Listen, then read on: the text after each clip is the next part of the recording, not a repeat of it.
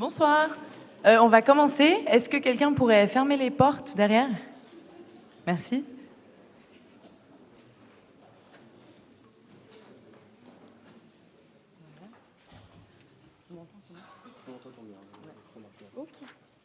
Alors, avant toute chose, merci à tous d'être présents ce soir, de participer à cette conférence, de vous intéresser au sujet. Je m'appelle Yasmine et je suis la représentante du comité des étudiants et étudiantes d'HEC Lausanne, l'association représentative des étudiants de la faculté des HEC. Il s'agit ce soir de la 4e conférence de la Semaine de la durabilité, qui est cette fois axée sur l'économie et l'environnement. On va essayer de répondre à quelques grandes questions. Comment l'économie actuelle contribue-t-elle à la crise écologique? Quelles sont les mesures politiques qui sont mises en place? Est-ce qu'elles sont suffisantes?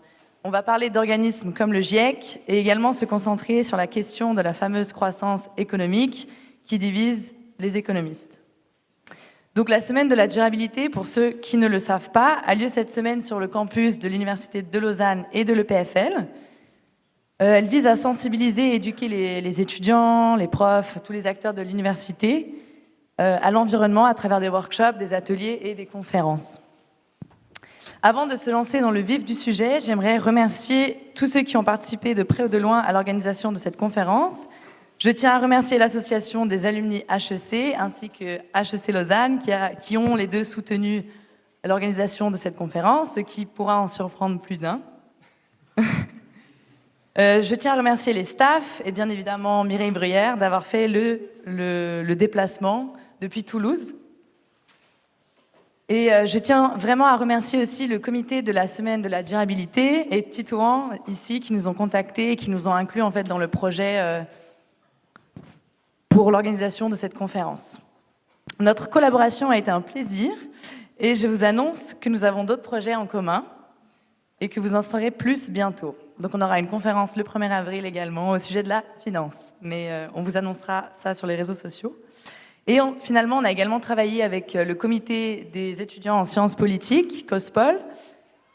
Et pour ma part, j'étais assez contente d'avoir pu travailler avec avec Titouan de l'EPFL, avec Thomas de COSPOL, de sciences politiques, et d'avoir pu partager un petit peu des visions différentes. Et j'ai beaucoup appris de cette collaboration et je vous encourage tous à aussi échanger après avec les étudiants qui sont d'autres horizons, qui viennent d'autres facultés et simplement d'apprendre de vos différences et de votre parcours différent et de votre vision du monde. Voilà, donc merci de m'avoir écouté. Je passe le micro à Titouan et puis bonne conférence. Merci.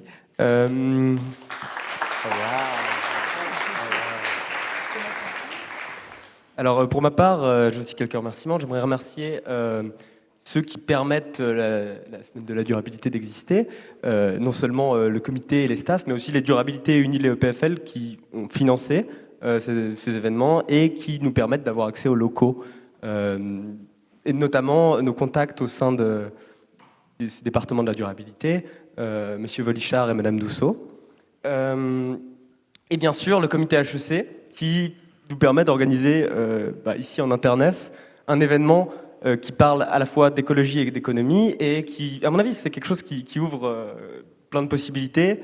Et la question de l'écologie en tant que problématique économique est absolument essentielle et je pense que c'est super important que ce soit quelque chose qui se fasse.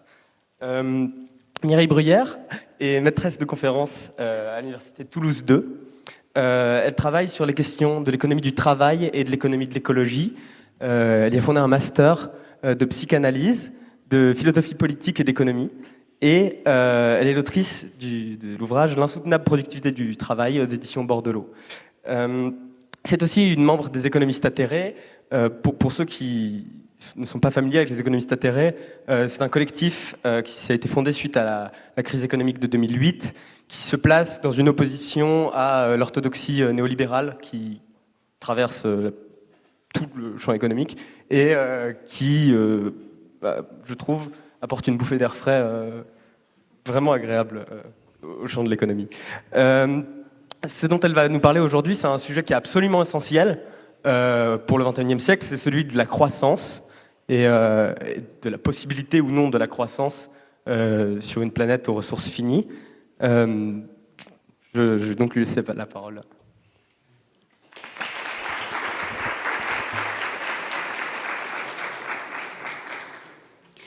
Eh bien, merci pour cette invitation et cette présentation.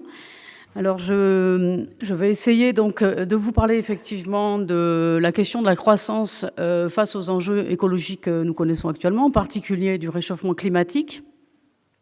Sachant que je ne vais pas tout de suite rentrer dans la question de la croissance pure et dure, savoir effectivement si la croissance peut être verte ou pas, puisque la question évidemment autour de la croissance est la croissance peut-elle être verte ou pas. Je vais d'abord faire une mise en contexte, puisque pour pouvoir conclure ensuite, après la question de la croissance verte ou pas, et je vais devoir évidemment me baser sur un certain nombre d'hypothèses théoriques ou politiques. Donc, je vais d'abord donc faire une introduction un peu longue du contexte dans lequel je place effectivement la question de la question de la croissance verte. Alors, peut-être la première question que j'aimerais aborder avec vous, la première question qu'on pourrait se poser ensemble, c'est qu'est-ce qui pourrait définir le modèle économique ou le système économique dans lequel nous sommes ? Quel est son trait principal ? Alors, vous êtes tous des étudiants, peut-être vous avez eu des cours d'histoire de la pensée économique, par exemple, ou des cours d'économie pour certains, puisque je sais qu'il y a des étudiants d'HEC, donc je suis sûre qu'ils ont eu des cours sur comment définir effectivement le système économique que nous connaissons, qui s'appelle capitalisme, mais qu'on peut appeler par d'autres noms. Souvent, je vais proposer un certain nombre de traits caractéristiques du système économique, sans le définir précisément dans ses institutions et dans son histoire. On peut dire que c'est un système qui permet une croissance illimitée, ou encore on peut dire que c'est un système qui permet une consommation en expansion. D'autres diront que c'est un système qui conduit à la marchandisation du monde.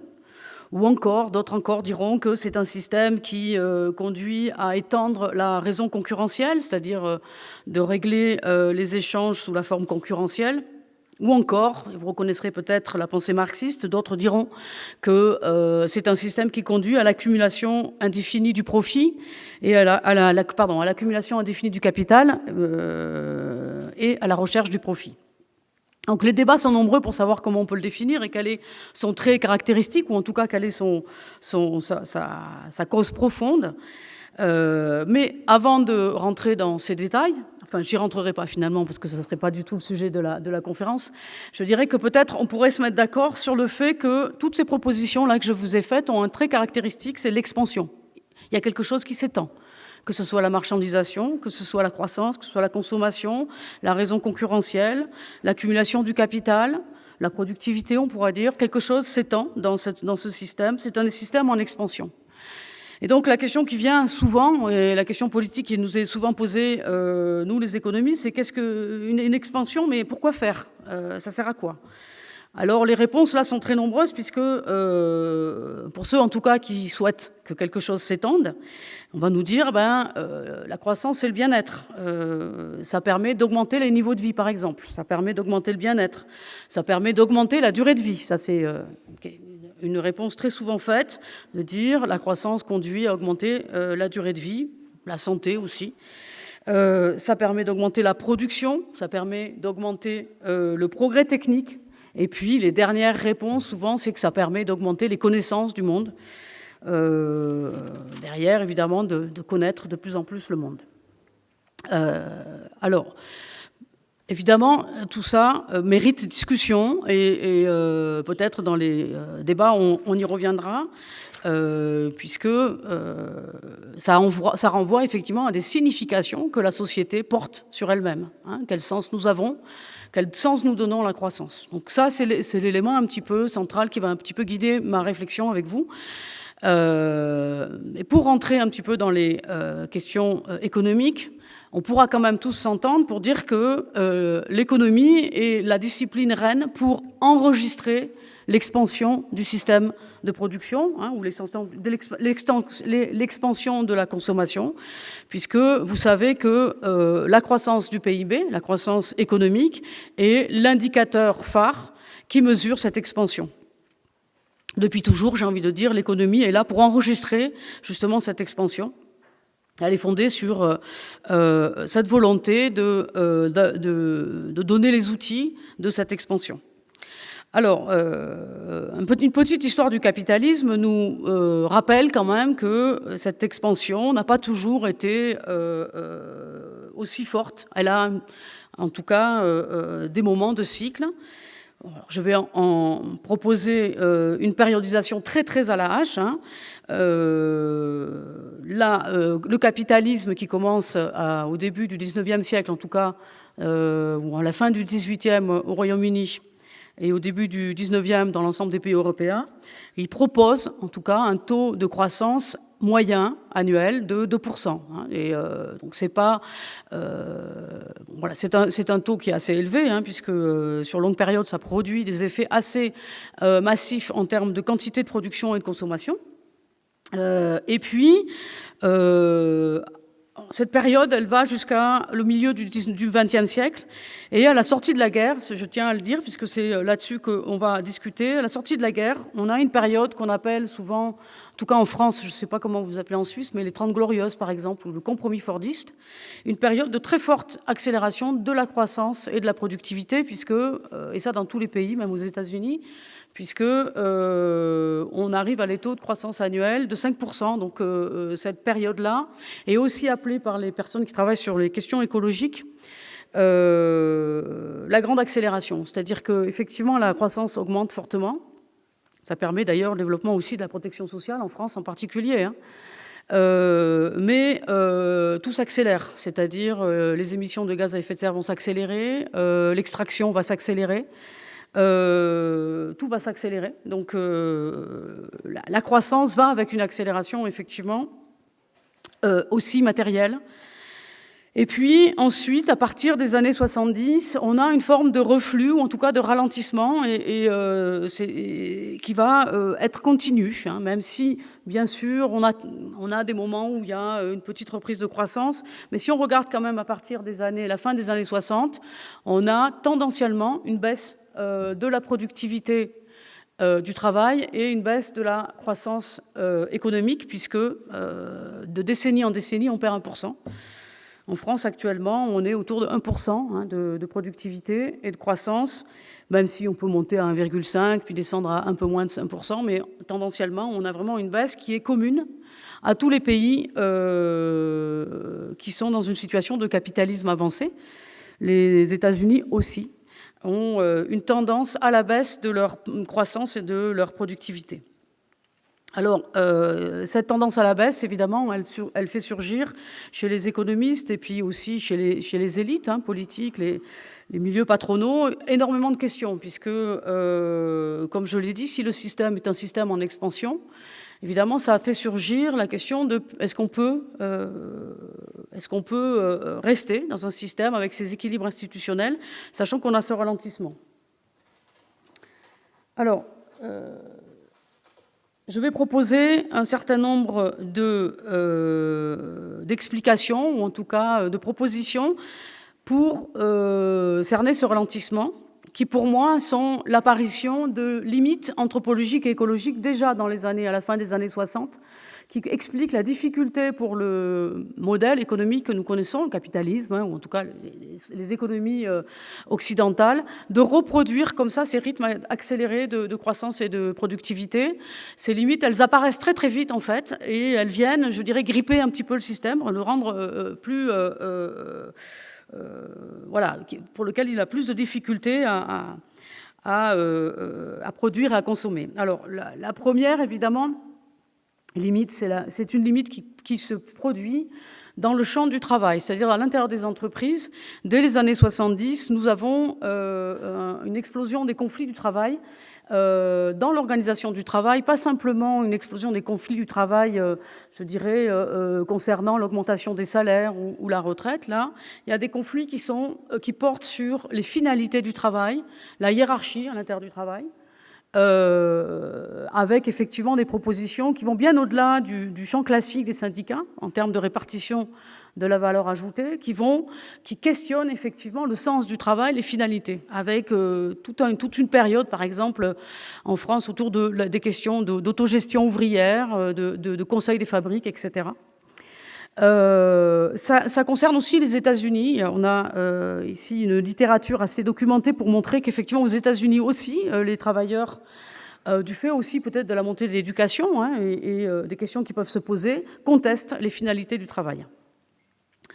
La réponse que va faire effectivement les institutions du capital et puis effectivement les milieux patronaux va être une réponse qui va s'appuyer sur une révolution managériale. J'y reviendrai un petit peu après, qui va tenter de prendre en charge la revendication d'autonomie des travailleurs, mais qui va évidemment, de mon point de vue, largement la détourner pour essayer effectivement de garder la maîtrise évidemment de la finalité de l'organisation du travail.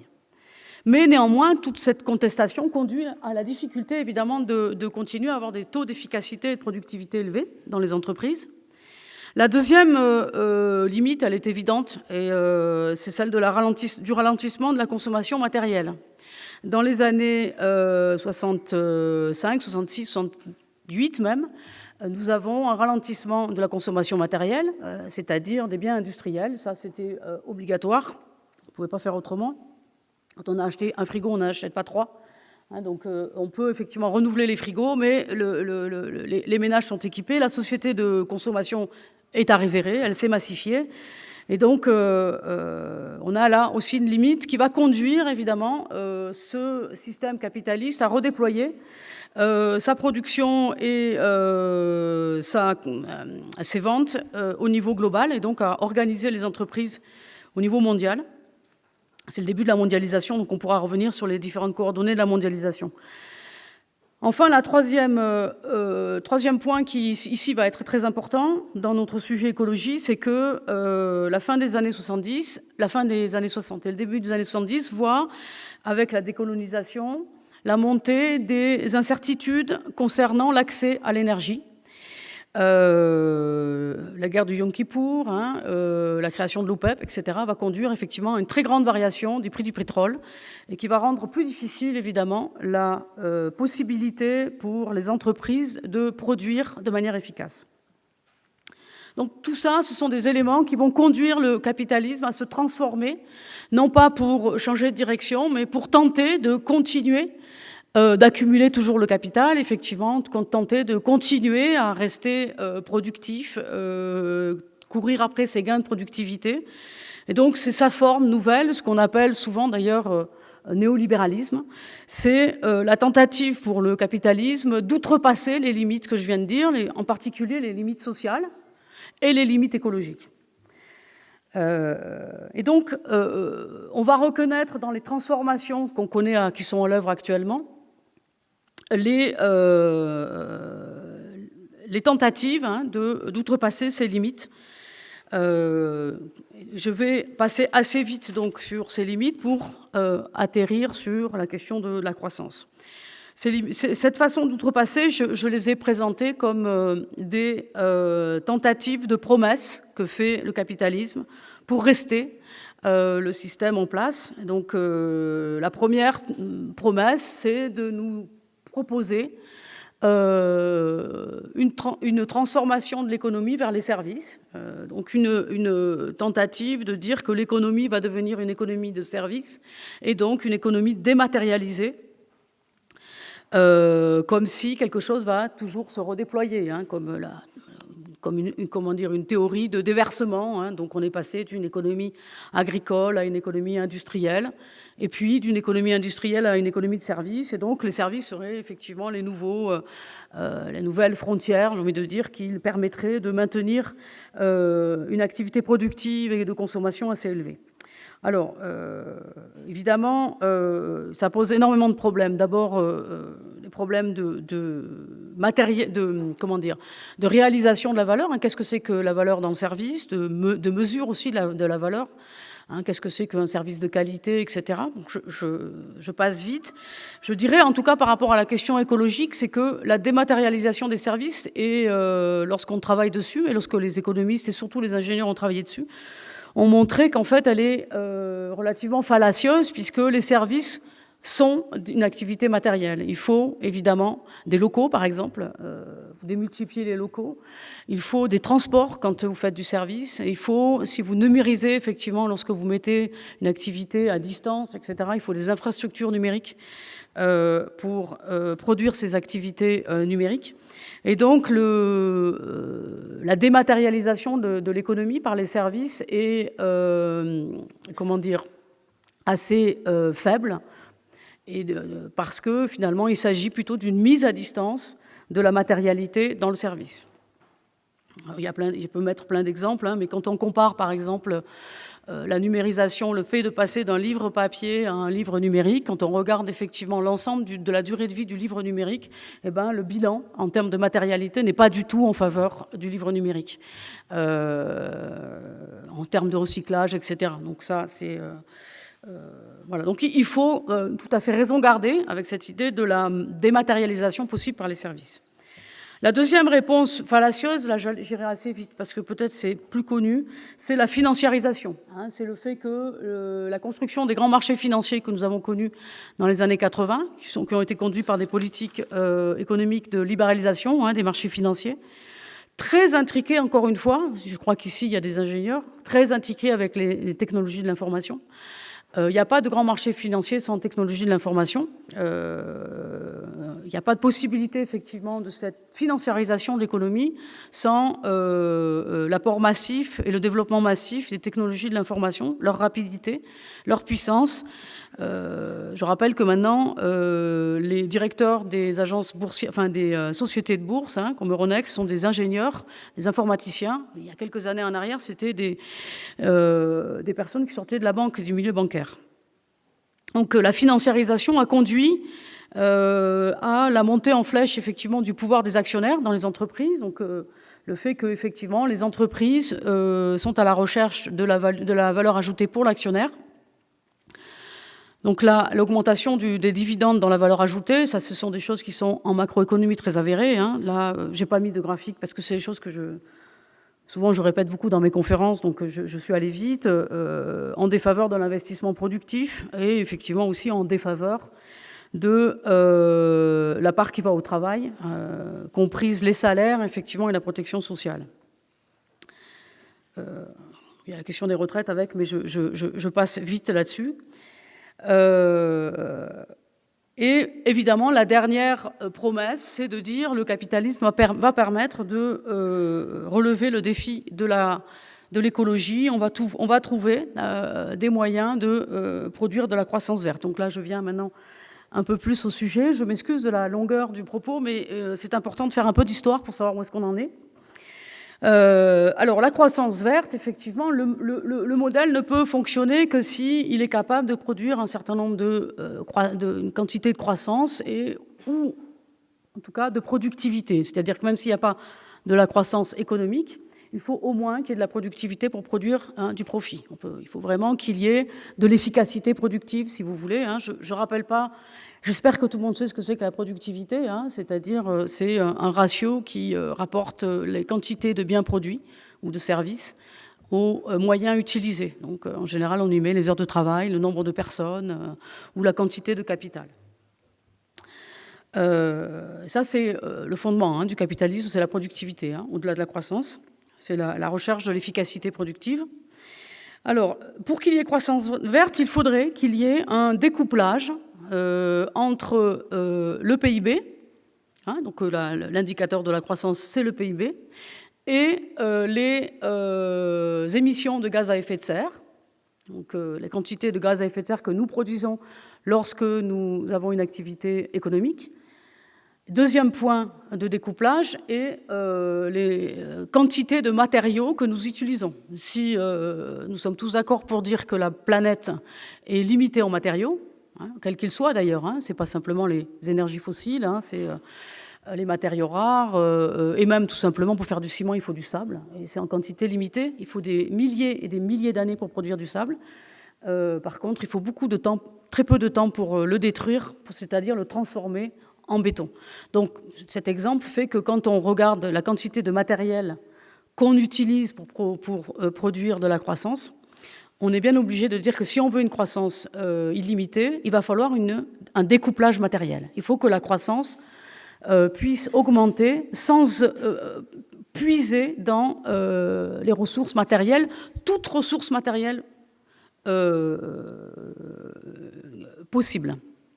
Alors, premier point, donc, premier graphique que je vais vous présenter, c'est la matérialité de la croissance. Est-ce qu'on est rentré dans la matérialité de la dématérialisation de la croissance, du fait, par exemple, des services, etc. Est-ce que ça ralentit? Est-ce que finalement, on est capable d'avoir une activité économique sans toucher trop de matériel, sans déplacer trop de choses, sans transformer trop de matériaux complets? Alors, il y a deux indicateurs qui sont dans la littérature.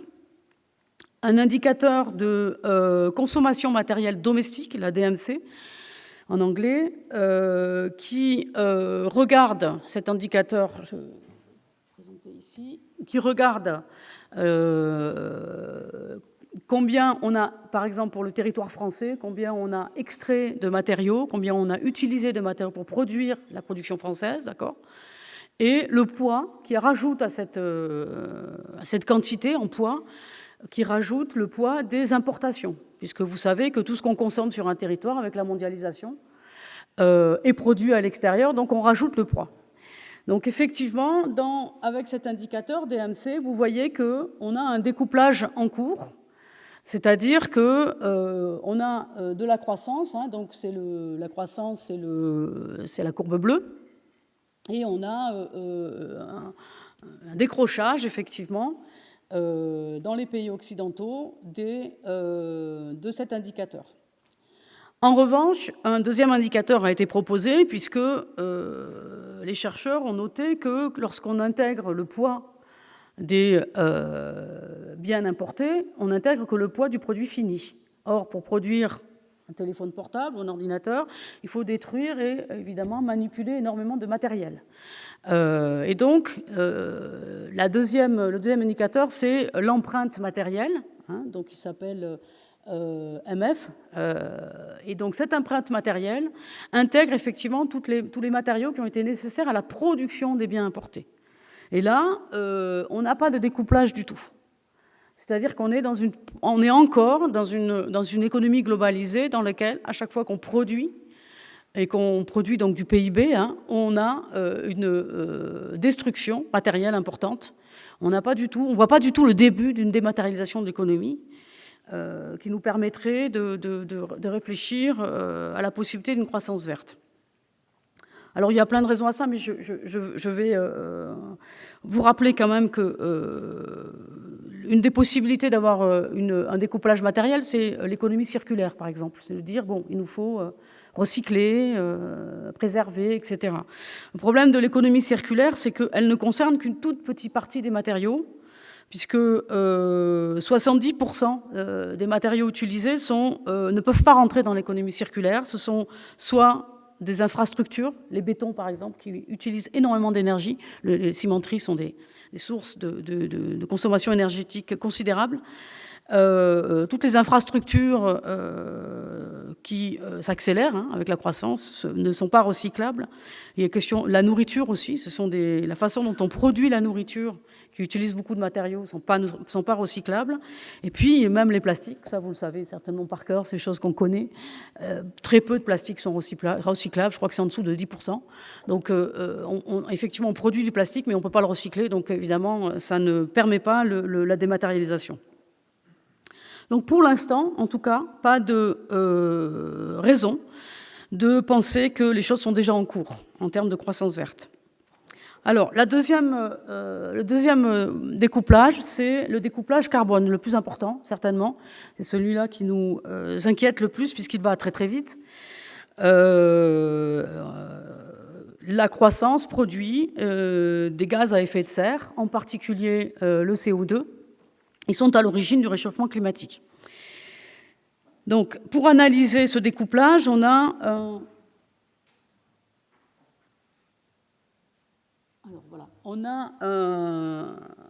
une équation que peut-être certains connaissent, si vous ont travaillé là-dessus, ça s'appelle l'équation de Kaya, qui cherche à décomposer, c'est tout simple, hein, on décompose les gaz à effet de serre. D'où viennent les gaz à effet de serre ? Les gaz à effet de serre, ils viennent évidemment, l'augmentation de la population. On va faire du tout chose égale par ailleurs, là. Si la population augmente et que tout le monde consomme de la même manière, il est bien évident qu'on va avoir plus de gaz à effet de serre. Okay. Deuxième possibilité, toute chose égale par ailleurs, si, c'est les derniers points là, si la croissance économique, le PIB par tête augmente, si chacun nous consommons plus, évidemment, nous allons avoir plus de gaz à effet de serre. Et les deux derniers points, ce sont les points sur lesquels, effectivement, la croissance verte parie, c'est de dire, nous voulons pouvoir avoir une augmentation, pour $1 de croissance, on veut utiliser moins d'énergie. C'est l'intensité énergétique du PIB, d'accord ? C'est le premier indicateur. Donc, effectivement, on pourrait avoir de la croissance verte si nous sommes capables de produire avec moins d'énergie. Premier indicateur, d'accord ? Et deuxième indicateur important, il faudrait qu'on puisse avoir une énergie qui utilise moins de carbone. On va essayer de baisser notre niveau d'utilisation d'énergie, mais aussi on va essayer de faire que l'énergie que nous utilisons soit moins carbonée. C'est l'intensité carbone de l'énergie. D'accord ? Donc, on a ces deux indicateurs qui sont les indicateurs clés pour permettre d'avoir de la croissance verte. Alors, pour l'instant,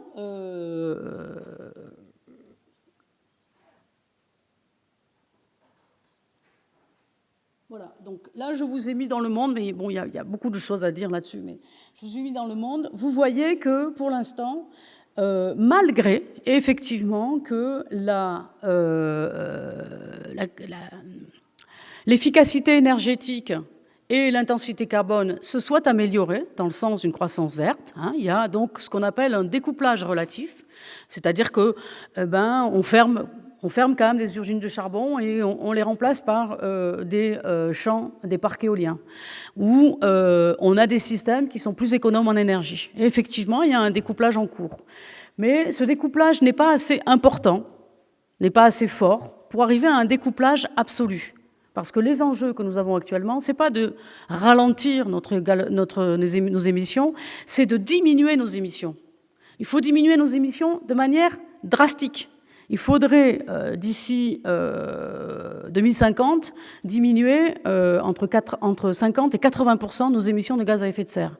Donc il ne s'agit pas de ralentir les émissions, il faut les diminuer énormément. En ce sens, les efforts qui sont faits pour transiter, comme on dit, entre le charbon et le parc éolien, ou les efforts qui sont faits en termes d'efficacité énergétique ne sont largement pas suffisants pour annuler l'augmentation de la croissance. C'est-à-dire que tout ce que nous avons amélioré dans la croissance verte, c'est-à-dire cette efficacité énergétique, ces parcs éoliens, sont annulés par l'augmentation de la croissance. C'est ce qu'on appelle l'effet rebond, qui est un vieux effet connu depuis longtemps par Jevons, par exemple, peut-être que vous connaissez comme un économiste néoclassique, à l'époque du charbon, qui disait qu'effectivement, il faudrait améliorer l'efficacité d'utilisation du charbon, mais il savait qu'on allait tout utiliser pour croître plus. Donc, en fait, on n'utilise pas quand on a un appareil, par exemple, plus économe, pour moins consommer, on les utilise pour consommer plus, pour faire plus de choses encore.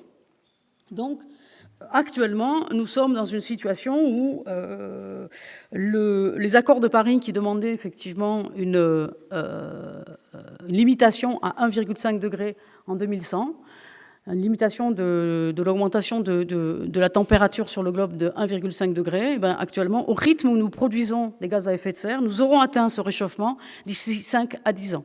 Donc, c'est-à-dire qu'on est très, très vite, on est très, très, très proche du mur. Alors, que dit le GIEC par rapport à ça ? Évidemment, les consciences sont là, du fait que non seulement on ne réduit pas, mais on continue d'augmenter. Le GIEC qui a comme obligation de proposer un certain nombre de scénarios de croissance verte.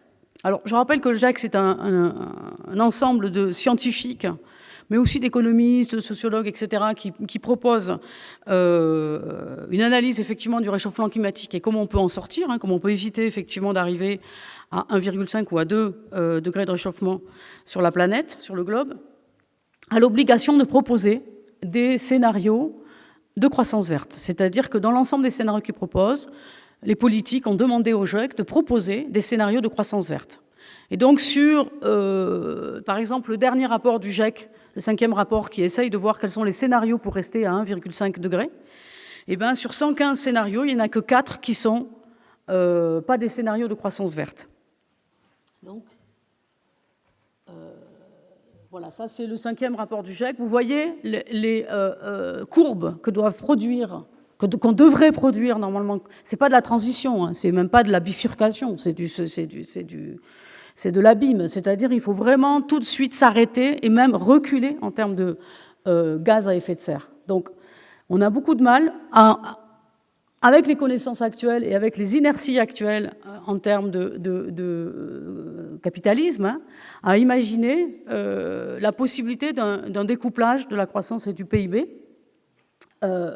sauf, c'est ce que je voulais vous parler, sauf effectivement, et c'est l'attente des gens qui soutiennent la croissance verte, l'apparition de technologies de captage et de stockage du carbone. Et ça, c'est la seule chose, entre guillemets. Il y a un éditorial, je le dis parce que c'est intéressant, il y a un éditorial de la revue Science qui a écrit un article sur ces technologies qui ont reçu beaucoup d'investissements et qui disent que, étant donné ce qu'on sait de ces technologies, c'est une pensée magique de penser que nous pourrions continuer à émettre autant de gaz à effet de serre en espérant que des technologies qui ne sont pas encore là vont nous retirer ces gaz à effet de serre. Alors, elles ont reçu des milliards et des milliards de financements pour la recherche, évidemment, et actuellement, elles proposent, ça existe, il est possible de capter et de stocker le carbone, mais elles proposent encore des coûts qui sont très élevés.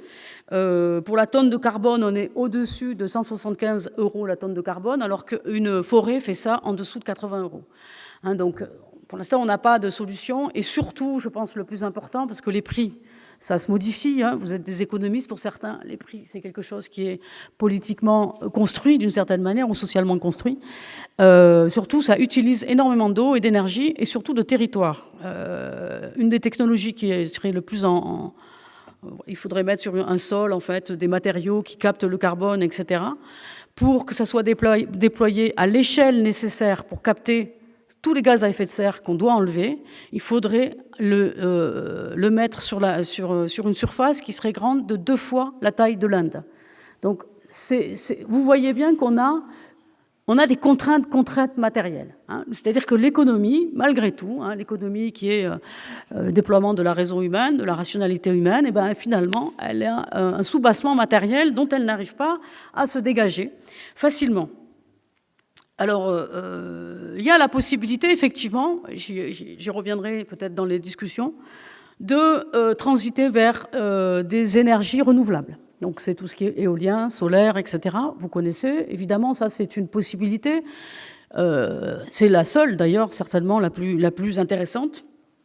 Il faudrait, actuellement, on est à des niveaux de croissance de ces énergies de 8% par an. Il faudrait passer très rapidement à 30% par an. Donc, il faut vraiment qu'il y ait des gros efforts, effectivement, d'investissement, en contrepartie du démantèlement des sources d'énergie polluantes. C'est-à-dire, il ne s'agit pas, ici, de rajouter une nouvelle source d'énergie qui viendrait se superposer, comme c'est souvent le cas dans le capitalisme, à d'autres sources d'énergie. Il faudrait, pour vraiment faire la transition écologique, qu'on démonte les entreprises, les productions d'énergie polluantes. Alors, il y a quelque chose quand même qu'il faut avoir en tête, c'est que ces énergies renouvelables ont des taux de rentabilité énergétique beaucoup moins importants que les énergies fossiles. C'est-à-dire que même si demain matin, avec un grand plan d'investissement dans les énergies renouvelables, et on démantèle toutes les usines à charbon, etc., qui est quand même une volonté politique très forte, qui est affichée, mais en tout cas qui n'est pas à l'œuvre.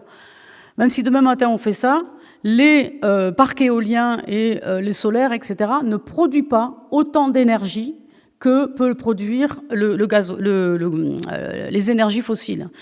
le taux de rendement énergétique, qu'on appelle ROI en anglais, ce taux de rendement énergétique passe pour les énergies fossiles autour de 100 à 50 à 5 ou 10. Je vous ai mis ici.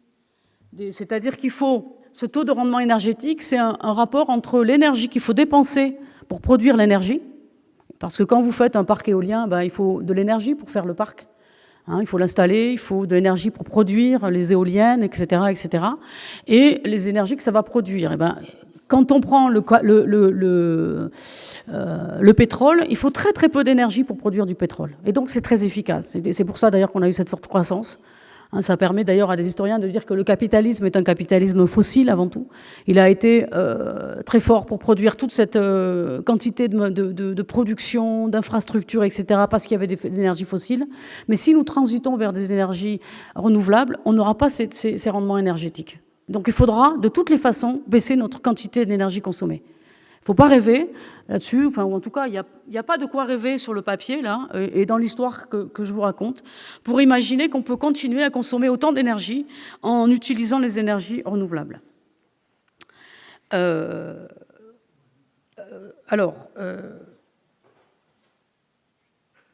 encore un petit peu de temps, tout va bien. On avait pensé 1 heure, donc ça va, un petit quart d'heure encore avec vous.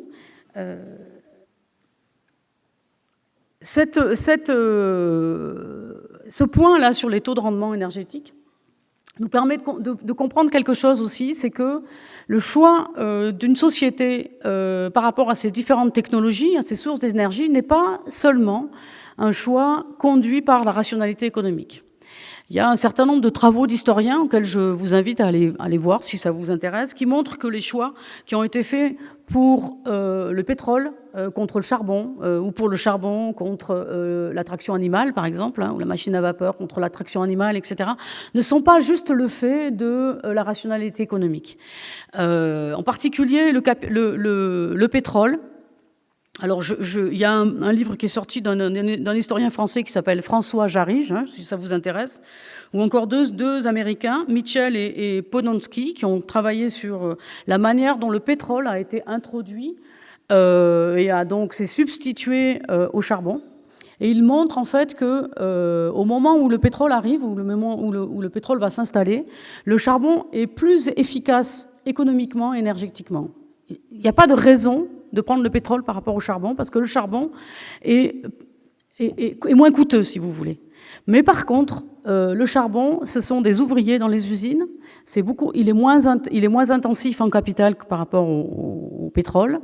Les ouvriers sont organisés dans les syndicats, etc. Et donc, une des volontés du gouvernement américain qui a été reporté dans le plan Marshall, c'est de subventionner massivement le pétrole pour pouvoir avoir la maîtrise d'une source d'énergie qui est flexible, stockable et utilisant peu de travail. Et donc, vous voyez qu'il y a des choix aussi politiques dans les sources énergétiques. François Jarige dit dans son livre, par exemple, que une population, un pays avec des fours solaires pour chauffer l'eau, des éoliennes pour avoir de l'électricité, c'est-à-dire ce que nous voudrions avoir là dans l'avenir, c'est la Californie au XIXe siècle. Donc ça a déjà existé. Nous avons déjà, dans l'histoire, de la possibilité de faire une économie, entre guillemets, renouvelable, saine. Des choix politiques ont été faits, effectivement, pour mettre en place cette expansion dont je parlais dans l'introduction, par la maîtrise. Mais la maîtrise aussi, effectivement, du travail des travailleurs qui ont le mauvais goût, de temps en temps, de se mettre en grève. Donc, évidemment, c'était mieux de subventionner massivement le pétrole. Alors, je conclurai cette partie sur la croissance verte et après je ferai la conclusion générale en disant que nous sommes dans une situation un peu difficile puisque, quand je dis ça, tout le monde est déprimé, on ne voit pas trop comment on va s'en sortir, l'inertie du capitalisme est telle qu'on va aller dans le mur, etc. Parce qu'on a l'impression que le dilemme, c'est on continue dans cette situation et les catastrophes sont pas des catastrophes économiques, là, il s'agit du vivant sur Terre, ou on nous propose, si on ne peut pas croître, alors ça veut dire on va décroître, on revient à la bougie, donc on nous met dans un dilemme un peu difficile, Parce que c'est vrai que si on calcule ce qu'il faudrait, si on dit que le découplage de la croissance n'est pas possible et qu'on regarde à peu près les mêmes niveaux, on reste sur les mêmes tendances, et qu'on dit qu'il faut enlever tout ça de gaz à effet de serre, eh ben, il faut effectivement réduire la croissance. C'est pas ralentir, là, hein, c'est pas arriver à zéro, là. C'est pas on va arriver dans un truc stationnaire et tout allait bien. Non, non, il faut réduire la croissance de 50 à 85% d'ici 2050. Donc, on est plus que la dépression des années 30 aux États-Unis, là. Donc, on est dans une aporie, parce que quand je dis ça, les gens disent oh, le niveau de vie va baisser, ça va être affreux. Donc, évidemment, c'est difficile. Et comment on fait pour se sortir de ça? Et comment on fait surtout, moi, la question que je pose, c'est comment on fait pour que les gens puissent se dire que ce qui nous attend, c'est pas nécessairement une catastrophe. Il faut donc que quand on discute et qu'on produit effectivement de la pensée, c'est se dire comment on peut faire que les gens trouvent que ce qui nous arrive devant nous, c'est quelque chose qui est plutôt, qui pourrait être intéressant parce que ça conduit à reprendre de l'autonomie sur notre vie et peut-être à créer de nouvelles choses dont nous n'avons pas encore l'imagination. Parce que quand je dis ça, moi, comme vous, je n'ai pas d'imagination de comment on fait pour sortir de là. Je ne sais pas. Souvent, d'ailleurs, on me dit, vous pouvez... Quelle est la possibilité, la croissance circulaire, l'économie circulaire? On me donne plein de situations, plein de choses qui peuvent d'ailleurs faire sens. Hein. Mais il n'y a pas de feuille de route là. Pourquoi? Parce que pour penser ça, il faut sortir des institutions du capitalisme. Et les institutions du capitalisme, on est dedans et on imagine avec. Notre imaginaire, il est lié aux institutions du capitalisme. Hein. Dès qu'on a un problème, il y a une technologie, faut aller plus vite, faut s'organiser, faut être efficace, etc. On est tout le temps en train de faire comme ça. Donc on a un imaginaire qui bloque par rapport à ce que nous devons faire. Alors, ma conclusion qui est sortie de route, mais sortie de route, c'est pas pour aller dans le mur, c'est sortie de route, c'est il faut remettre l'imagination à l'œuvre, hein, comme disaient les gens en 68, l'imagination au pouvoir. Et donc, je ferai un petit détour théorique, philosophique, sur qu'est-ce que ça veut dire que l'imagination. Vous en avez beaucoup en général, donc en sciences sociales, évidemment, quand on décide, quand on réfléchit sur le changement institutionnel, et c'est ça que nous avons à conduire, en sciences sociales, on a plein de théories qui pensent au changement institutionnel. Les institutions, ce sont des représentations sociales. C'est ce que nous dit Durkheim, par exemple. Et donc, les représentations sociales, elles sont instituées.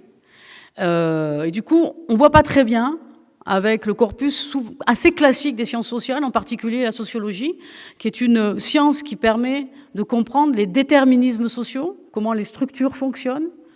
Ben, ce corpus théorique est très utile pour comprendre comment se reproduisent les institutions, pourquoi les femmes continuent de faire ça alors qu'elles pourraient faire autre chose, ou pourquoi les niveaux d'éducation sont de cette manière, etc. Ces corpus-là de sociologie ou en sciences sociales ne permettent pas facilement de comprendre comment on peut faire pour changer. Qu'est-ce qui fait rupture? Qu'est-ce qui fait forte bifurcation, etc. Révolution ou disruption, enfin vous pouvez l'appeler comme vous voulez. Mais en tout cas, changement institutionnel, parce que c'est de ça qu'il est question, hein, c'est pas de la technologie. Il faut changer de direction. Alors, il y a une deuxième proposition plus critique, c'est celle de Marx, qui, lui, a réfléchi à l'institution. Il n'utilisait pas le terme d'institution, il utilisait le terme de rapports sociaux. On peut dire que c'est pareil. Il regardait les institutions du point de vue de la domination, des rapports dominé-dominant. Hein, donc vous savez peut-être, pour certains, qu'il a réfléchi à ce qui conditionnait le capitalisme, la lutte des classes, le rapport dominé-dominant. Alors, c'est très intéressant parce que ça conduit aussi, effectivement, à voir ce qui bloque. Effectivement, s'il y a des dominants qui n'ont aucun intérêt au changement, on a du mal, effectivement, à imaginer comment on peut bouger, même si Marx disait que l'histoire se faisait par la lutte des classes. Mais le problème de Marx, c'est certainement que dans son corpus théorique, il a sorti de la question de la lutte des classes le développement des forces productives. Il a dit... Le développement des forces productives, c'est-à-dire les technologies, dont on parle depuis tout à l'heure, ces technologies-là sont l'industrie qui se développe, etc., la manière de produire technologique avec le capital, si vous voulez, c'est quelque chose qui est autonome. C'est quelque chose qui va se déployer coûte que coûte et qui conduira d'ailleurs pour lui à la fin du capitalisme. Alors, ça a conduit cette distinction théorique entre les rapports sociaux, où le politique peut avoir lieu, des choix politiques peuvent avoir lieu, d'accord ? Des luttes et des choix politiques peuvent avoir lieu. Et les forces productives, cette séparation théorique conduit comme vous le savez, à produire aussi une pensée marxiste relativement productiviste. Les marxistes ne sont pas connus comme étant des écolos, donc on peut discuter de la remise à jour du marxisme, etc. Mais du coup, ça nous embête un petit peu par rapport à la question qu'on a à faire. Alors, moi, je me suis appuyée, pour finir cette conférence, sur l'institution au sens d'un auteur que j'aime bien, parce qu'il fait le lien aussi avec la question du sujet, et qui met au centre de sa pensée, non pas la façon dont on a, comment il faudrait voir le monde, mais qui met au centre de sa réflexion la façon dont on peut pousser les gens à devenir autonomes, à trouver leur autonomie individuelle en tant que sujet, mais aussi trouver l'autonomie d'une société. Ce penseur, c'est Cornelius Castoriadis, qui était philosophe, économiste et qui était psychanalyste aussi. Et il a décidé que ce qui était important d'avoir en tête, c'est que l'institution, fondée sur des représentations sociales, toujours, fondée sur des rapports de domination, avait une dimension supplémentaire. Cette dimension, c'est la dimension imaginaire. Il estimait que les institutions qui ont des fonctions, l'institution qui permet, par exemple, du système bancaire ou l'institution qui permet d'accumuler le capital, a une fonction précise, de sécuriser, par exemple, le financement de l'économie, elle a une fonction précise, mais elle ne s'y réduit pas. Il y a une dimension imaginaire qui donne du sens. C'est-à-dire que quand vous regardez la fonction, vous ne dites rien du sens, de la signification que nous avons de cette institution. Je vais vous citer peut-être sa façon. Il dit: la fonction d'une institution emprunte son sens hors d'elle-même.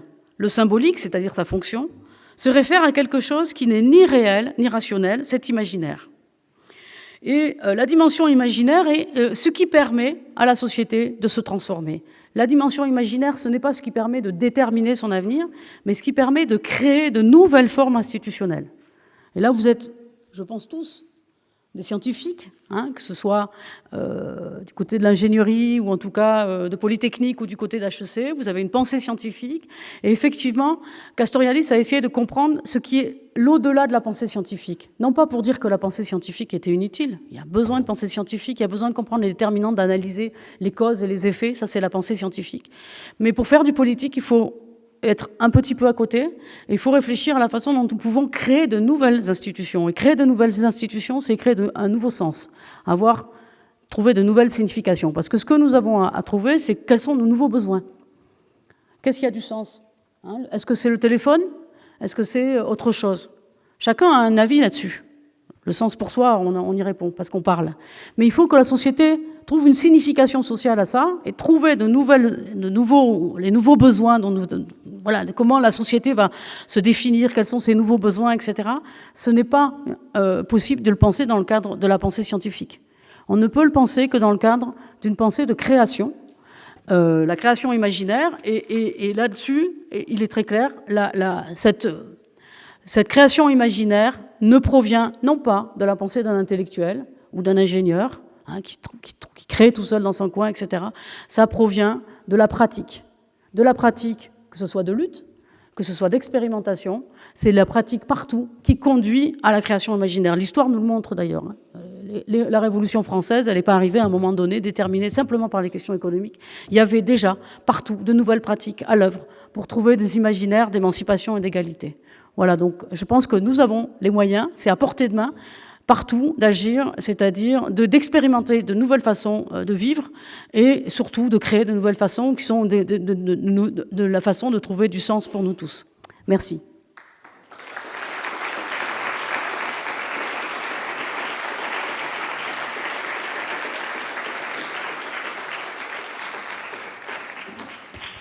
Merci beaucoup, Muriel. On va maintenant passer aux questions du public. Des questions ? Ah, derrière.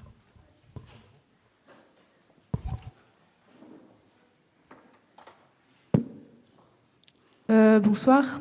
Est-ce que vous pourriez expliquer un peu plus précisément qu'est-ce que vous entendez par la création ? Parce que la création, ça peut aussi être une création scientifique. Et vous avez l'air d'opposer ça, en fait. Ok, je réponds au fur et à mesure ou... Ok. Alors, c'est...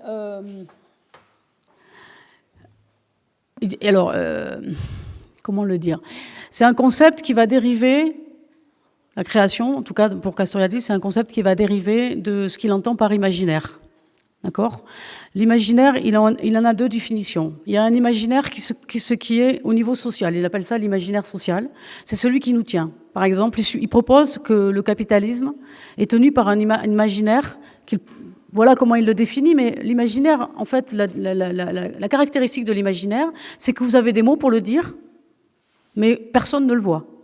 Hein, c'est là où il fait appel à la psychanalyse, c'est-à-dire qu'on a un signifiant, un mot, mais on ne voit pas le signifier, vers quoi ça pointe. Quand on dit, par exemple, j'imagine un minotaure, personne n'a jamais vu un minotaure. Par contre, c'est possible de l'imaginer.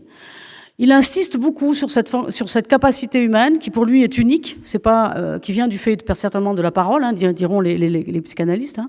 Mais le fait que la capacité humaine, c'est pas la rationalité, parce que la rationalité, le fait d'être rationnel, c'est quelque chose qui est commun au règne animal. Hein. Les fourmis sont rationnelles, les animaux ont une forme de rationalité. Ce qui fait notre spécificité, c'est notre imagination, c'est notre capacité à imaginer ce que nous allons faire. Hein. Et dans ce sens-là. La création, elle provient de cet imaginaire, c'est-à-dire de se donner des formes qui n'existent pas encore. Je ne sais pas si j'ai... Par rapport à la création, se distingue d'un effet qui viendrait d'une cause, parce que quand vous faites une relation de cause à effet, les déterminations sont déjà là. Si vous avez une relation de cause à effet, vous avez une loi qui détermine l'effet dans le passé, hein, elle est déjà là. Il y a des déterminations qui sont déjà là. Sociologiques, par exemple. Si vous dites on reproduit la domination des hommes sur les femmes, par exemple, c'est déjà là. Si vous faites une création, vous vous donnez quelque chose qui n'existe pas. Ça ne veut pas dire qu'après, il n'y a pas de nouvelles déterminations construites dans la pure création. Ce qui fait le moment du changement important, le moment révolutionnaire, par exemple, c'est de dire nous allons créer de nouvelles formes et trouver de nouveaux déterminismes, de nouvelles relations de cause à effet, dont nous n'avons pas encore en tête. Je ne sais pas si j'ai répondu à votre question. C'est une question qui est très, très, très, très, très ample, qui demande effectivement des connaissances philosophiques et psychanalytiques pour comprendre, mais c'est l'autre de la raison scientifique, si vous voulez. On a besoin d'un autre de la raison scientifique pour que la raison scientifique tienne debout en sens. La raison scientifique seule est une raison folle. Si les scientifiques sont seuls, c'est du délire, en vrai. Il faut des significations sociales pour tenir la société. Voilà, j'espère que j'ai un peu répondu à votre question. Hein, mais peut-être on en reparlera après.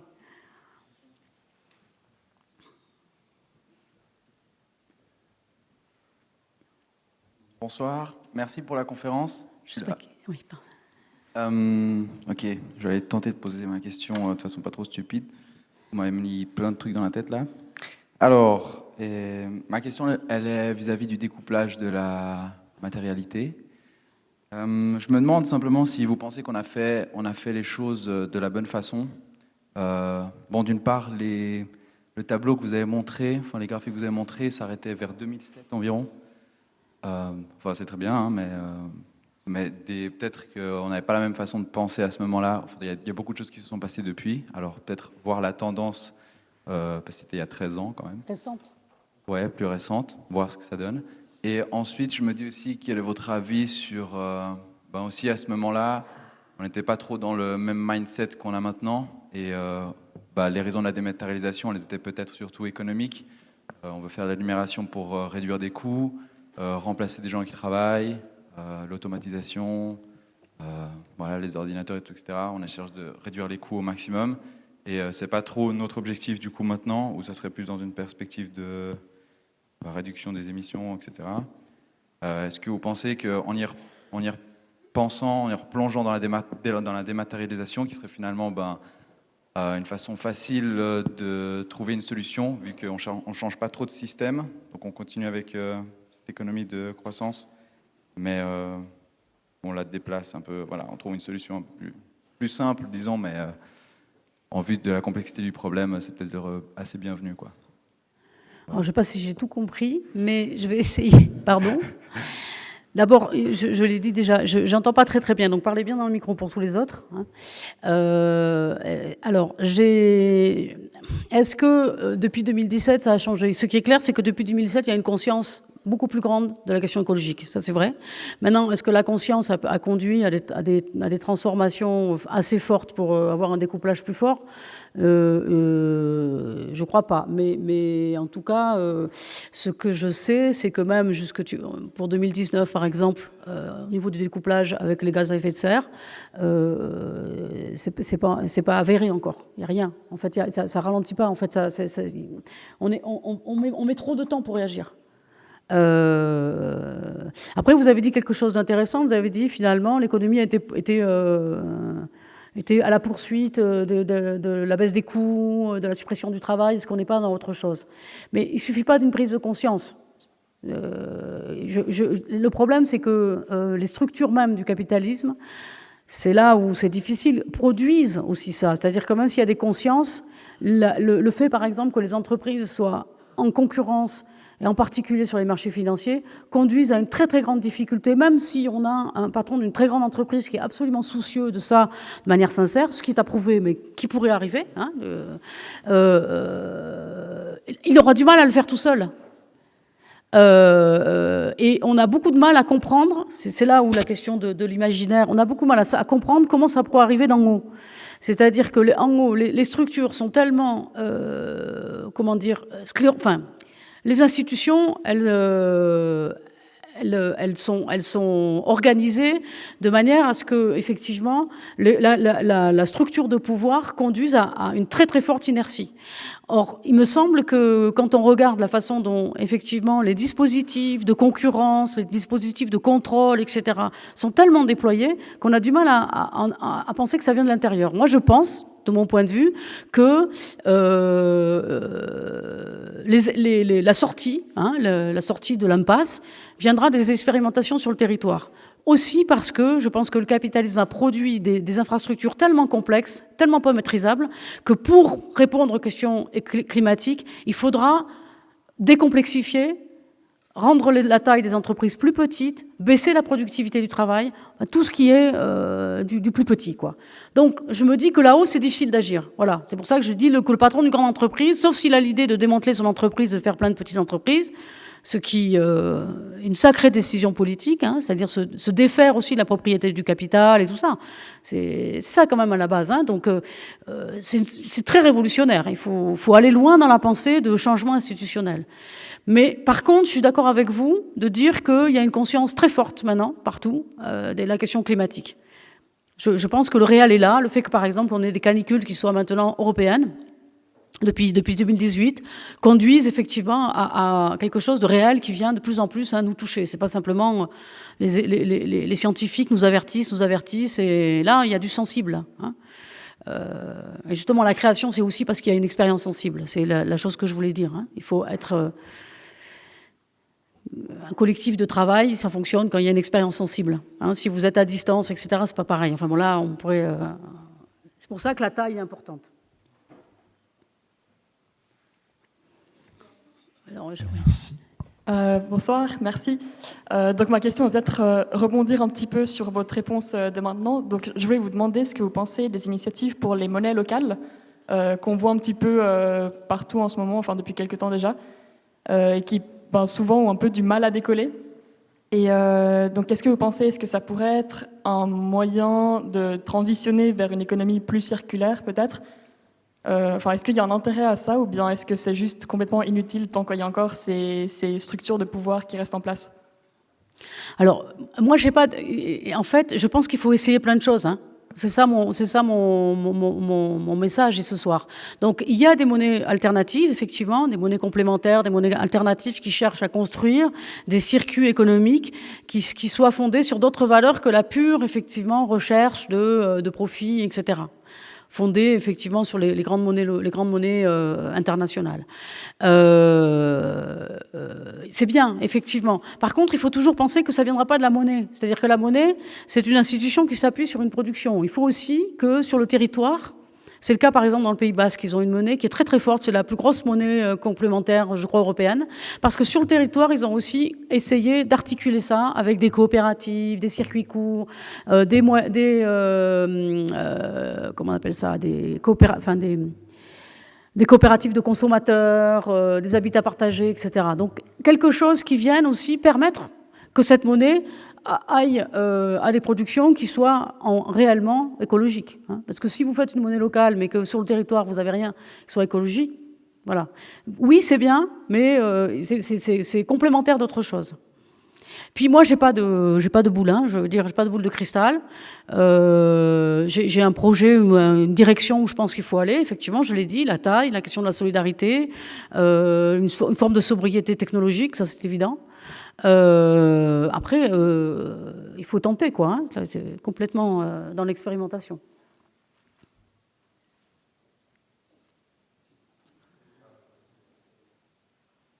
Voilà, vous m'entendez? Ah, c'est parfait. C'était très intéressant, mais c'est un peu, selon moi, de la folie. Genre 50% à 80% de décroissance, c'est...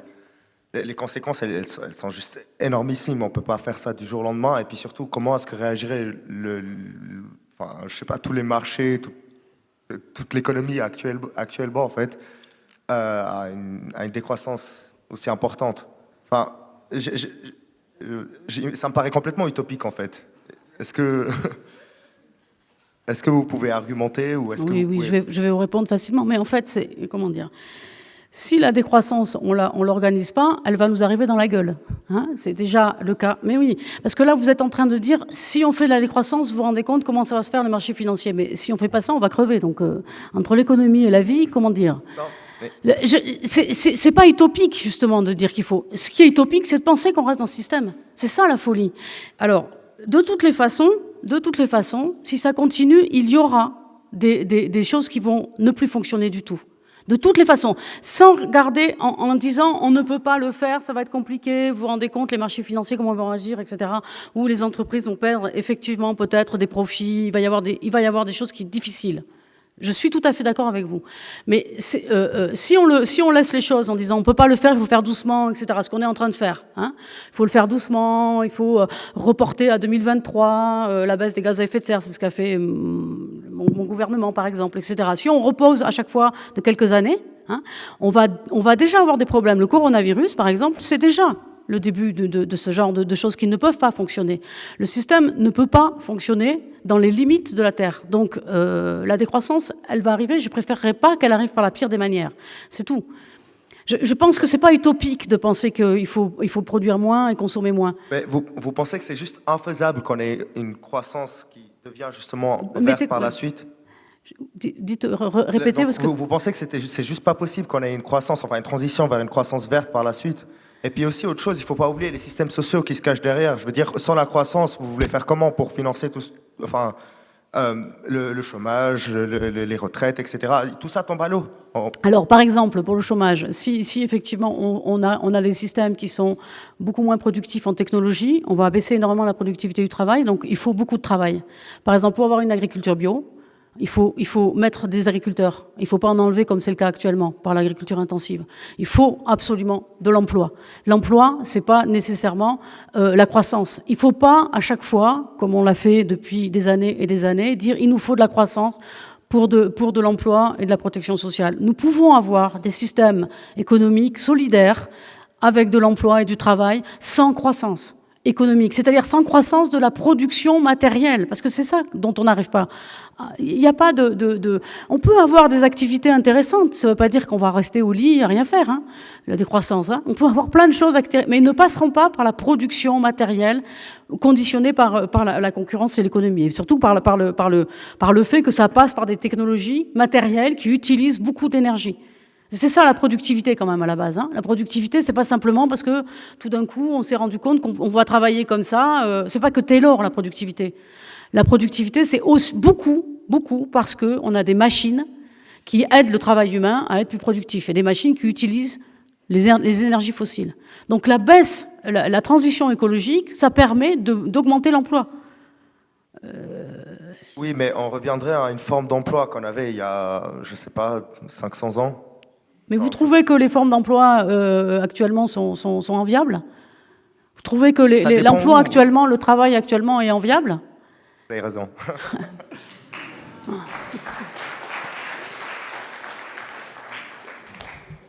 Merci. Est-ce qu'il y a encore d'autres questions? Il y en a plein, super. Bonsoir. Par là. J'ai juste une question en fait. Je suis d'accord avec les propos que vous avez tenus et tout, mais si on arrête complètement la croissance, d'accord, on fait quoi Parlez plus doucement et dans le micro, s'il vous plaît. Ok. Parce Là, que sinon, je ne vais pas comprendre votre question. Ok. En fait, la question des inégalités des revenus, la redistribution des richesses, en fait, dans tout ça, on le met où en fait? Ça m'intrigue en fait. Ça a manqué dans votre discours complètement. Avec la répartition des richesses? Ouais, en essayant de. Bah,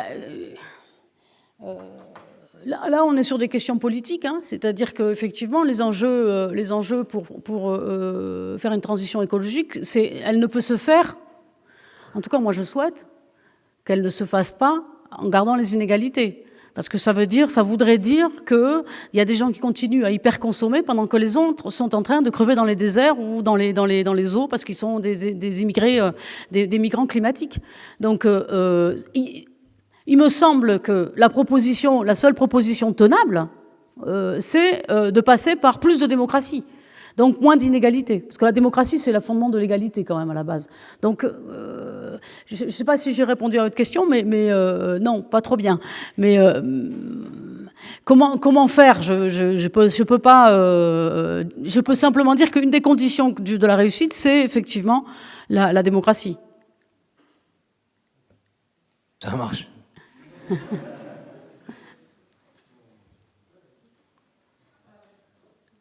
Oui. Merci déjà beaucoup pour la conférence qui était vraiment intéressante. Et je me demande un peu ce que c'est votre avis sur les émissions de carbone, le marché des émissions de carbone de l'Union européenne. Et en Suisse, il y en a aussi un. Et je me demandais un peu ce que vous en pensiez. Quel était un peu votre avis, si c'était quelque chose qui pouvait marcher dans le futur pour atteindre les objectifs de la COP21, par exemple? Si vous voulez, pour l'instant, quand je regarde les propositions de l'Union européenne qui ont été validées, il n'y a pas eu, je crois, ces jours-ci, même la stratégie bas carbone française ou tous les scénarios, il y a comme un gap, en fait. Il y a... alors, comment ça fonctionne? C'est...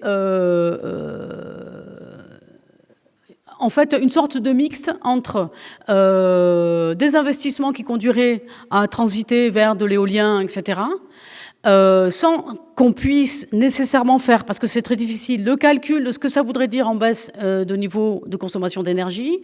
On dit, bon voilà, il y a une tendance de baisse de la consommation de viande, par exemple, donc on va continuer cette tendance et on espère que ça va faire ça. Donc on somme effectivement les différents postes qui doivent diminuer, tout en pariant qu'il y a une croissance. Mais quand on regarde effectivement ce que ça devrait être, on a du mal à comprendre comment ça pourrait faire de la croissance. Parce que souvent, par exemple, quand vous dites, le grand truc, c'est il faut absolument isoler les bâtiments parce que c'est une des émissions de gaz à effet de serre, donc il faut un plan d'investissement pour isoler les bâtiments. Mais quand vous faites ça, qu'est-ce que vous faites en fait? Vous allez dépenser effectivement de l'argent pendant quelques années, puis quand les bâtiments seront isolés, vous n'aurez plus d'investissement, d'accord? Donc il y a effectivement au départ une sorte de relance de croissance verte par l'isolation des bâtiments, mais ensuite la consommation énergétique va baisser, donc ça va baisser la croissance, parce que la consommation énergétique elle est marchande. Donc nécessairement ça baisse les consommations. La transition va baisser les consommations. Quand on dit on va faire un plan de lutte contre le gaspillage alimentaire, c'est un tiers. Vous faites un plan, vous dépensez un peu d'argent, mais quand ensuite il n'y a pas de gaspillage alimentaire, vous avez moins de consommation alimentaire, donc vous avez moins de croissance. Donc ce que je veux dire, c'est que pour l'instant, on a des bonnes intentions avec des systèmes d'accompagnement, d'incitation, etc., mais pas de contraintes réelles. Et donc, ou des fois c'est repoussé, etc. Donc en fait, on ne voit rien venir. Ça veut dire que les experts et les politiques ont en tête de ce qu'il faut faire. C'est pas, il y a des ingénieurs, il y a plein de gens qui bossent avec eux, des gens qui sont tout à fait compétents pour dire ça, on peut gagner là-dessus, on peut gagner plus facilement là-dessus, il faut faire des forêts, etc.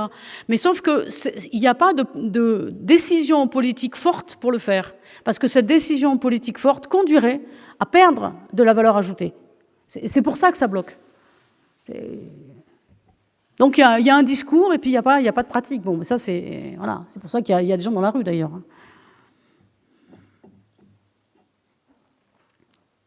Bonsoir. Oui.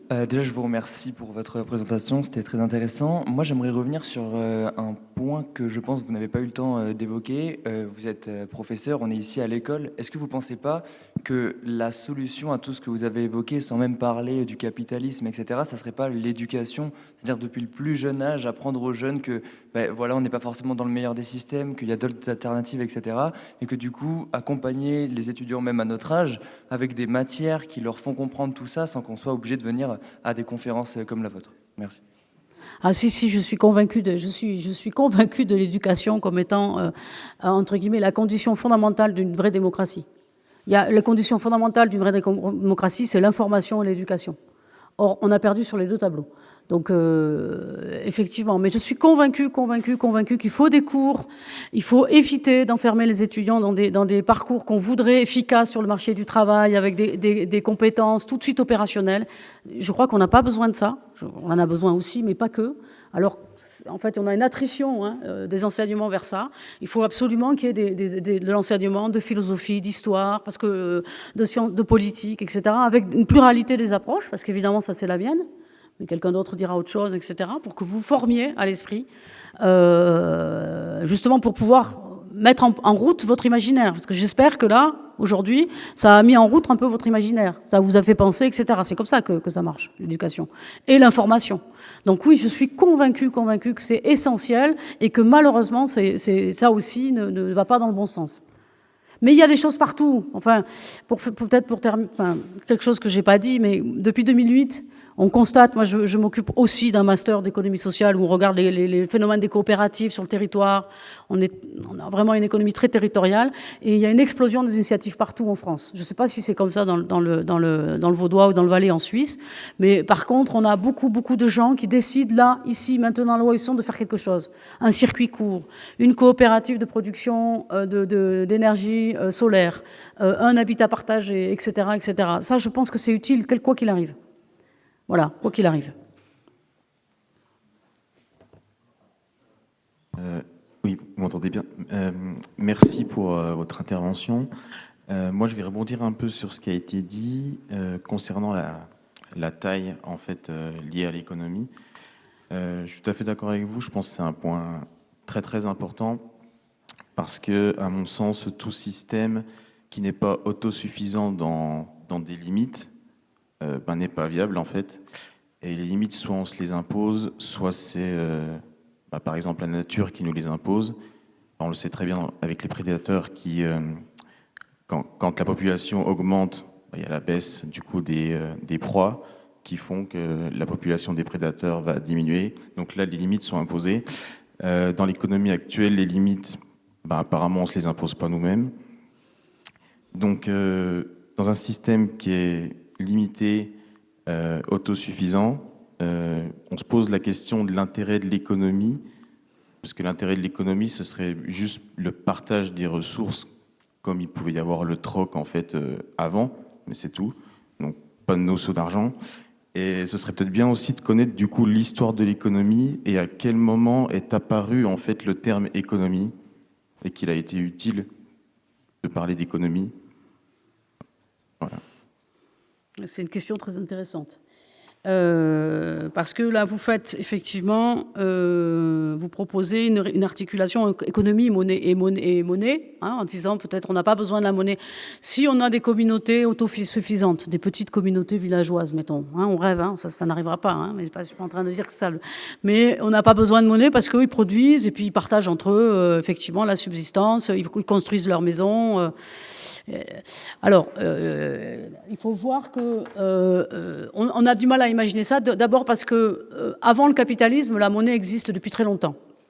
et que même dans des sociétés comme ça, communautaires ou villageoises, etc., il y a des phénomènes monétaires, pas des monnaies telles qu'on les connaît maintenant, hein, c'est-à-dire centrales, très instituées, avec un contrôle très fort, etc., et surtout déployées sur l'ensemble des activités humaines, hein, donc tout est monétaire. On a des activités qui ont une relation avec des monnaies, d'accord ? Effectivement, vous avez raison, pour souvent des échanges avec d'autres communautés extérieures. On ne connaît pas ces communautés, donc on met en place un système d'échange pour lequel il n'y a pas à discuter sans arrêt. Hein, en gros, c'est ça. La monnaie, ça permet effectivement de déployer des systèmes d'échange qui sont des systèmes qui sont sociaux, hein, qui conduisent à... Il y a des symboles derrière, hein, c'est pas fait n'importe comment, d'accord ? Mais la monnaie existe toujours. Alors, ce qui ne veut pas dire qu'on est obligé d'avoir une économie telle que nous, on l'entend. Parce que par contre, l'économie, en tant que discipline telle qu'on en parle en général, elle a été inventée au moment du capitalisme. C'est-à-dire cette discipline qui se sépare, qui s'autonomise de la science, de la philosophie politique ou des questions politiques tout simplement. La création de la discipline économie, c'est la création du capitalisme. Il invente aussi sa propre discipline, l'autonomisation, effectivement, d'activités spécifiques, comme si elles étaient scientifiques, elles tournaient autour d'elles-mêmes. Et ça, en effet, ça fait partie du problème. Là, je vous renvoie, pour ceux que ça intéresse, à un auteur qui est très connu, qui s'appelle Karl Polanyi, qui a expliqué la manière dont on a inventé l'économie. Ou encore, il y a quelqu'un qui fait partie du champ des décroissants, qui s'appelle Serge Latouche, qui a écrit un autre bouquin qui s'appelle L'invention de l'économie, mais Karl Polanyi, qui a écrit dans les années 40, hein, a écrit un livre majeur qui s'appelle La Grande Transformation, où il explique comment, effectivement, il y a une autonomisation de ces pratiques, qui est une invention. Donc évidemment, si on réencastre l'économie à des questions politiques, etc., on n'a plus l'économie telle qu'on l'entend. Donc j'ai envie de répondre à votre question. Non, on n'a pas vraiment besoin de l'économie, mais il y aura toujours des activités productives. Hein, quand on dit... parce que des fois, il y a des débats, c'est oui, ils sont contre l'économie, mais toutes les sociétés ont une économie. Si on dit économie, c'est le rapport à la nature, aux activités productives, à la reproduction des biens matériels, bien sûr qu'il y aura toujours une économie. Mais l'économie telle qu'on l'entend, c'est une invention qui dit autre chose, qui dit qu'il y a une autonomie de ces activités, qu'elles sont rationnelles, qu'elles sont en expansion. Ça, c'est autre chose. Ça, c'est une invention. Voilà, donc on n'a pas besoin d'économie, mais on aura toujours un rapport avec la nature, on a toujours besoin de travailler. Merci. Étant donné que le temps file, je vous propose qu'on fasse encore 2 questions. Bonjour, merci beaucoup pour la conférence. Moi, ça sera une question un peu plus politique, dans le sens où, là, ce que vous nous proposez, ça me semble illusoire qu'on arrive à faire tout ce changement d'un coup au niveau mondial. Et donc ma question est, est-ce que si on arrive à mettre ce changement en place au niveau plutôt d'un pays, est-ce que c'est quelque chose qui va être fonctionnel, ou est-ce que on va se retrouver dans des situations comme ce qui a pu arriver à la Grèce récemment, où les interactions qu'il y a entre le pays et tous les autres pays au fait, du monde vont l'empêcher de faire cette transition? Et oui, c'est une vraie question. C'est très difficile parce qu'on a l'impression que le réchauffement climatique doit se gérer au niveau mondial. Et on voit bien qu'au niveau mondial, on ne voit pas très bien comment, tout d'un coup, il y aurait une prise de conscience comme ça, avec un gouvernement mondial, comme ça, où on mettrait un marché mondial. Enfin, le marché carbone européen ne fonctionne pas. Donc, au niveau mondial, on s'imagine. Bon. Donc, je suis d'accord avec le diagnostic, enfin avec le constat de difficulté, et de dire au niveau d'un pays. Alors, c'est vrai qu'au niveau d'un pays, le problème, c'est que si on reste effectivement, ce que je disais tout à l'heure, dans les traités de libre-échange, dans la concurrence, etc., on voit qu'il faut tirer, c'est là où c'est radical, il faut tirer les choses jusqu'au bout. C'est-à-dire qu'il faudrait sortir de la logique de la concurrence, de la compétitivité entre pays, entre entreprises, etc.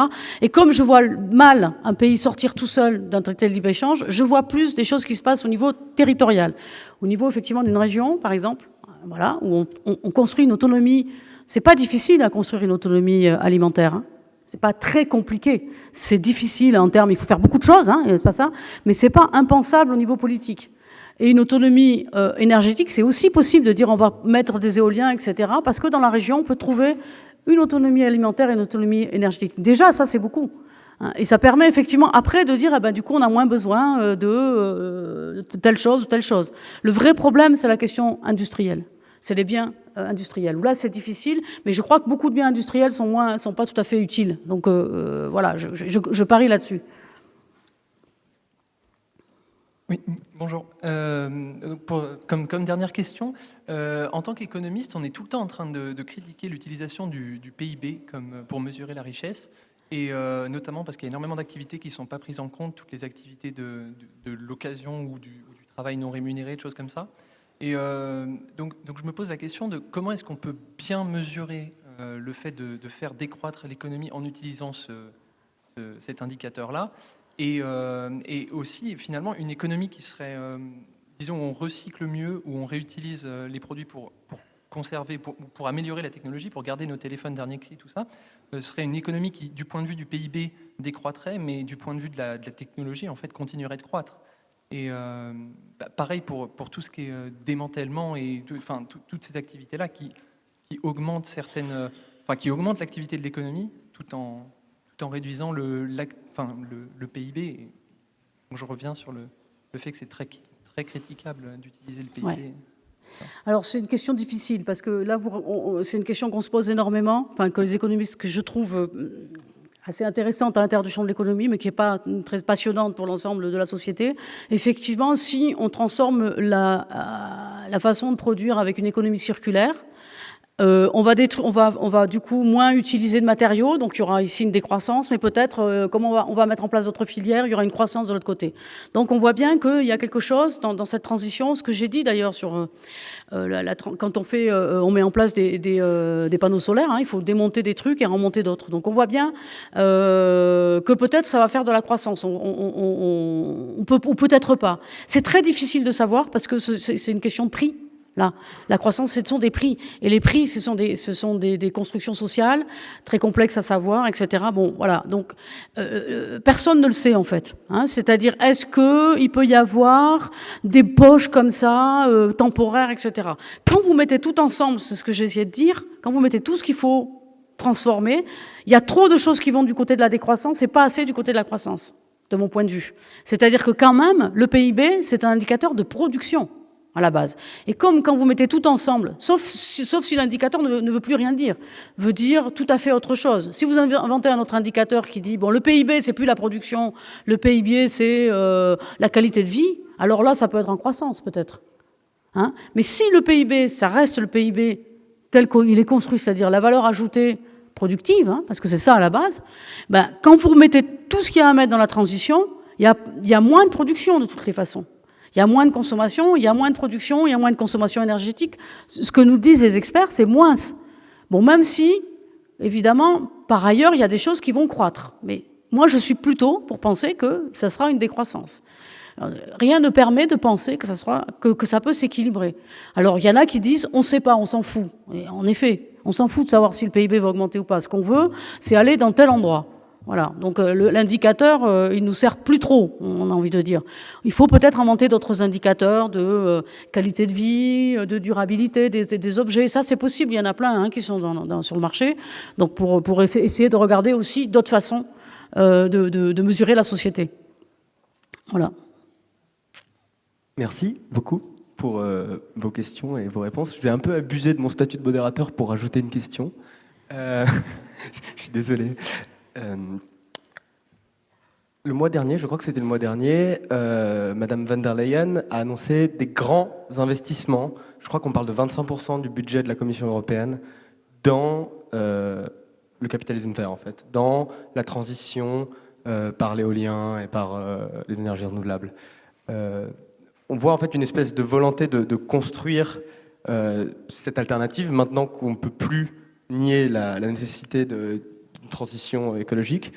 Vous avez montré que c'est quelque chose qui n'est pas viable du point de vue de la survie de l'espèce humaine, entre autres.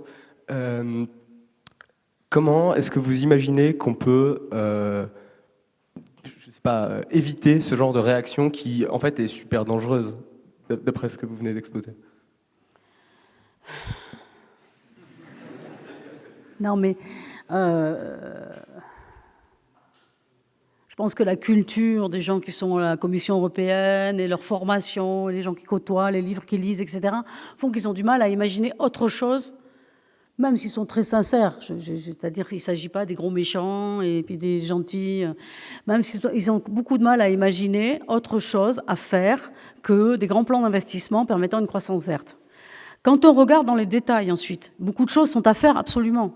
C'est-à-dire, effectivement, il faudra investir dans le parc éolien et dans l'amélioration des systèmes techniques, etc. Mais en même temps de ça, il faudra aussi désinvestir ailleurs. Il faudra démonter des entreprises. Par exemple, moi je pense qu'il faut démonter Amazon, quoi. Je pense qu'il ne faut pas faire que les salariés soient mieux payés, etc. Il faut absolument démonter Amazon. Je pense qu'Amazon, c'est un monstre. Voilà, c'est un monstre social et un monstre écologique. Donc, il y a des choses à faire en termes de... Ça, c'est jamais dit. C'est-à-dire, ils ne voient qu'une seule partie de la chose. Ils disent, on va pouvoir rajouter, par l'investissement, des choses qui nous font aller vers une croissance verte. Ils rajoutent toujours, mais ils sont incapables de penser ce qui peut être du côté de la décroissance, de la baisse, de la destruction, quoi, de la destruction du capital. Parce que démonter Amazon ou démonter une usine à charbon, ou par exemple, on est en train d'arrêter Fessenheim en France, par exemple, on en a pour 40 ans, là, pour démonter Fessenheim, une usine nucléaire, c'est de la destruction du capital, même s'il y a beaucoup de dépenses. Il y a des dépenses à faire pour démanteler, pour purifier le site, mais c'est de la destruction du capital. Et ça, c'est impossible à imaginer pour beaucoup de gens. C'est tellement ancré dans notre culture que le progrès, c'est l'augmentation du capital, c'est la technologie, c'est que, évidemment, c'est très, très compliqué à penser. C'est une pensée. C'est pour ça que l'intérêt de la proposition de Castoriadis de dire que notre imaginaire, c'est l'expansion illimitée de la maîtrise rationnelle. C'est l'effet que notre destin en tant qu'humanité, c'est d'augmenter toujours plus notre maîtrise. Du coup, on a du mal à imaginer quelque chose pourrait décroître. Voilà.